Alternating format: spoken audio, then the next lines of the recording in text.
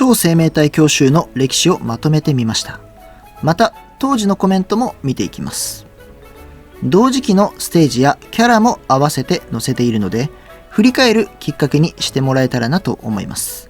では早速いきましょう。まずは超生命体の原点ヒュージゴマからです。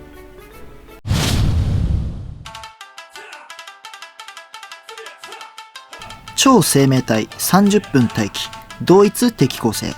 今までとは全く違うイベントが到来しました。到来時の最新マップは新レジェの酩酊製鉄所。キャラクターはタッキーやサキなどが同時期です。強襲の原点であり、とてつもなく凶暴な敵。当時のコメントは一体どんなものだったのでしょうか。一番多かったのは難しさに対するコメント。自分も57前後で一度積んだ記憶があります。クロノスとミタマがかなり輝きました。逆を言えばここまでしないと勝てない難易度。30分待機に関しては批判が多い印象。当時は猫ビタンで短縮ができませんでした。巨大化一発目ということもあり、今後を期待するコメントもちらほらありました。賛否意見があった初めての超生命体教習。ただ今の教習につながっていることを考えると成功と言えるのではないでしょうか。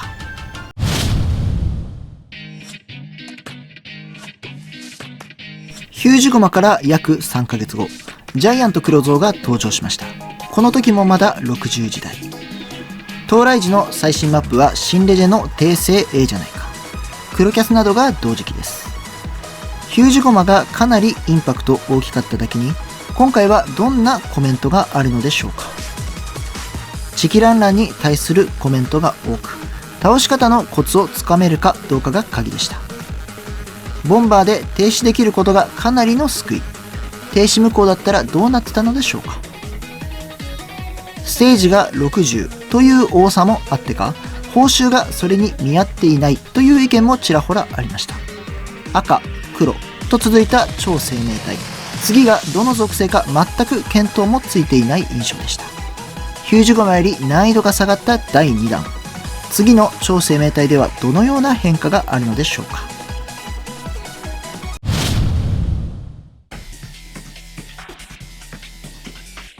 黒蔵から約1ヶ月後、第3弾の超生命体が襲来しました。この時もまだステージは60。新レジェのマップは鋼鉄スポーツジム。同時期にはウリルがいます。前作2つは取り巻き強襲と言われていましたが、第3弾ではどのようなコメントがあるのでしょうか。やっぱり取り巻き強襲でした。ツバメの特攻、ゾンビ軍、大型があっという間に消えます。この時点では最高難易度に到達してたかも。適正キャラ未所持では攻略不可に近い印象です。3度目の60ステージ、さすがにマンネリ化している印象。しかも超高難易度ですから。ヒュージゴマや黒蔵にはなかった可愛いがありました。あのデカさのガがいたら発狂確定。教習も身近になった環境下。ステージ60を改善すれば良質イベントになりそうです。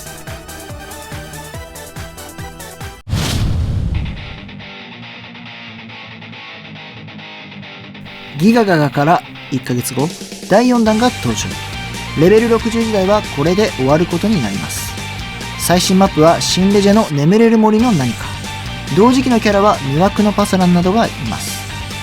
ギガガガは最高難易度に達していましたが、デッカーバちゃんはどんな感じだったのでしょうか。最高難易度を更新した印象があります。当時私もこれが一番苦戦しました。近接、遠方、どちらも封じてくる敵構成。ヘッドロココの株がかなり上がりました。倍率の暴力はあれど、敵構成自体はよくできており、珍しく楽しいというコメントがありました。次の予想は天使という人が何人かおり、センスのあるネーミングもいくつかありました。ギガガガを超えて最高難易度を更新したデッカーバちゃん。果たして第5弾はどうなるのでしょうか。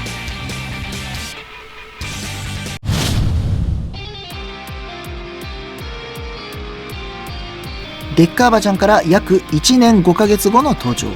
レベルは20で登場。最新マップは新レジェのデッドヒートランド。同時期のキャラはルシファーなどがいます。レベル20時代になったこと。1年以上の空白。それらを踏まえどんなコメントがあるのでしょうか。黒キャスが適正も適正で、今までの教習より露骨に黒キャス接待と言われておりました。黒キャス難民は毒撃無効、呪い、これらをどう工面するか大変だったようです。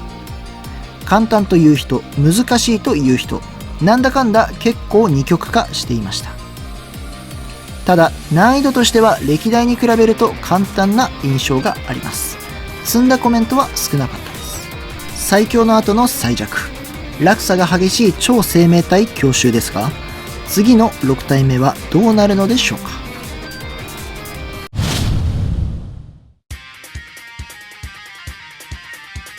まさかの2週間後に大天使エクセールが襲来。ステージやキャラもビッグペンと同じです。最弱候補のビッグペン後の6体目ですが、一体どんなコメントがあるのでしょうか。前回は黒キャス接待と言われておりましたが、今回もまた言われてしまうのでしょうか。やはり言われておりました。どうして運営は黒キャス対策を施さないのか。敵キャラに波動キャラがいるので、エクセルよりそっちで苦戦した人も多かったようです。超生命体強襲全般に言えますが、キャラの手持ち次第で難易度が大きく変わる。今までいろいろ大きいキャラが出てきているので、未だにこの感想があったのは少し新鮮でした。1ヶ月の間に超生命体の新規が2体来ましたが、次の7体目はどんなキャラが巨大化するのでしょうか。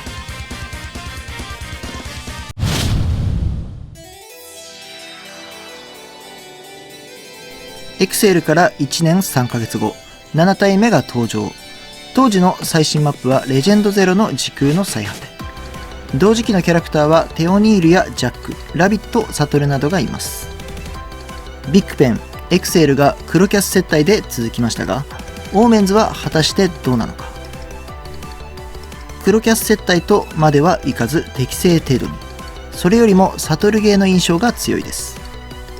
劣化無効キャラが少ない環境で訪れた強襲。手持ち次第ではかなりの高難易度です。悪魔属性の予想をしていた方々はいい意味で予想を裏切られたようでした。大きくなっただけであまり気にしなかったのですが、ちゃんと見るとなかなかキモい。エクセルから1年以上空いたオーメンズ。次の超生命体はいつどんなのが来るのでしょうか。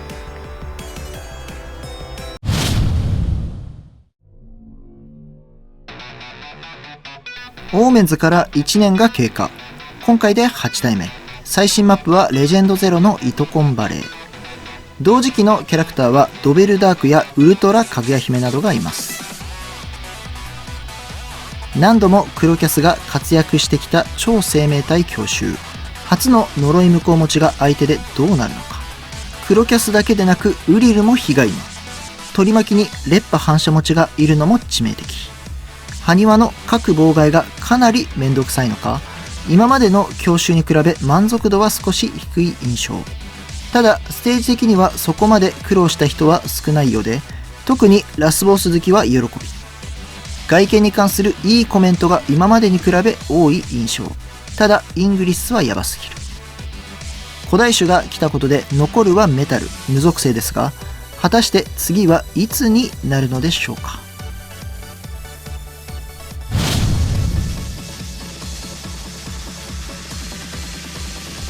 上から順にヒュージ、ジャイアント、ギガ、でっかい、ビッグと大きいが含まれています。エクセルに関しては XL と大天使 ○○L。オーメンズではなくオーメンズなのは映画オーメンが元ネタだからかと思われます。最後は大ハニワン。これは特にひねってなく大というだけかと思われます。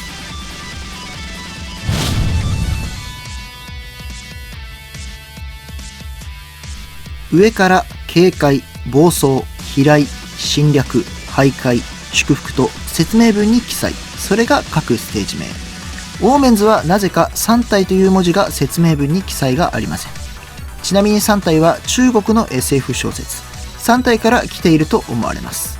最後に出土ですが、これも説明文には記載がありません。ちなみに超生命体という記載もなぜかない。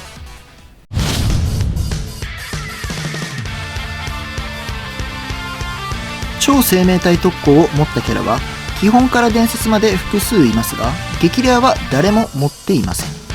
最初から持っているものもいれば、第3形態や本能で追加になるケースもあります。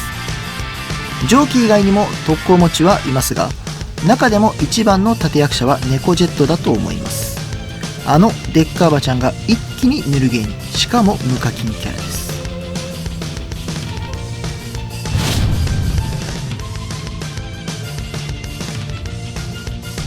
最後に一覧を見てみましょう。